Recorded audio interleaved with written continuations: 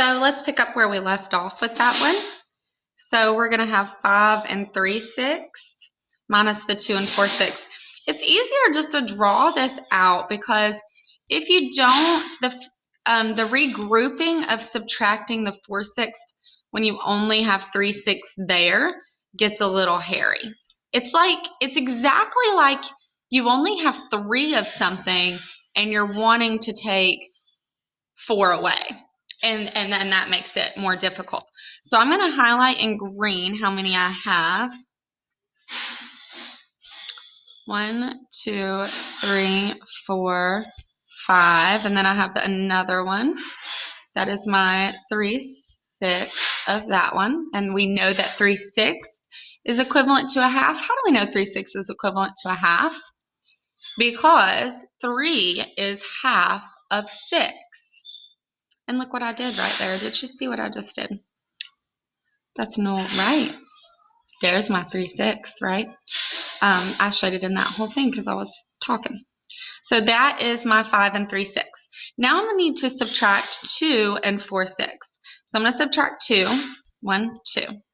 Now I need to subtract 4/6. Now I just want to get rid of this little piece over here just because I think that would make it easy. So this is my 3/6 gone. And then I'm going to take away one of these 1/6. So I know there's 5/6 left in this portion right here. And then I have 1, 2 more. So my answer is going to be 2 and 5. Let's get that right. It's going to be 2 and 5/6 for that one, okay? Now, when you're adding fractions, you can just look at the numbers, but again, you can draw that out if you want to. There is nothing wrong with that, and that is a huge part of the 4th grade standard. So I'm going to draw these out. I know I'm at least going to have 7, and I know both of those are pretty close to a whole. They're both more than a half. So I'm going to make me 2 extra boxes there just to make sure. So I'm going to make 9 boxes, 9 holes.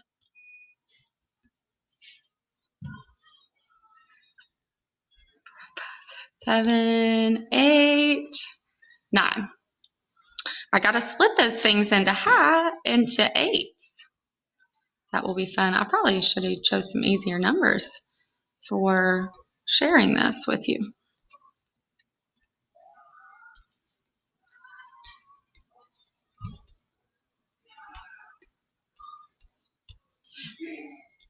So with my 8s, to create those, I'm splitting them in half, and then I'm splitting that half in half, and then those in half.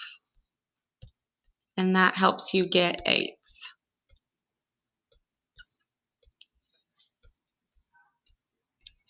Whereas with 6s or 3rds or 9ths, that's a little bit of a different process. 1, 2, 3, 4, 5, 6, 7, 3, 4, 5, 6, 7. There's one missing on that one.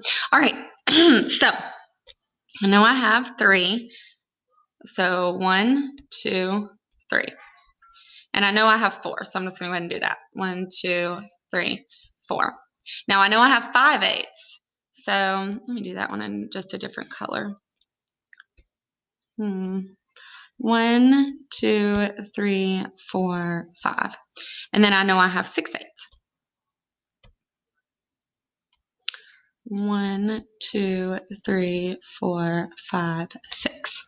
So now I can look and see how many it is that I actually have here. And so you can see that I have 1, 2, 3, 4, 5, 6, 7, 8, and 3/8 is my answer for this one. 8 and 3/8. Also, you can just straight up add these and do it that way. So you could add your 4 and 3 is 7, and your 5 and 6/8 would be 11/8. Now, you wouldn't want to leave it like that because this is a mixed number and an improper fraction together. So with you would want to change that 11/8 to a whole. So we know 8/8 is one whole. We have 8, 9, 10, 11. That's 3/8 more. So that would be still equivalent to 8 and 3/8. Okay, I hope this helped you. And take the quiz, and we'll review it later during our Zoom meeting.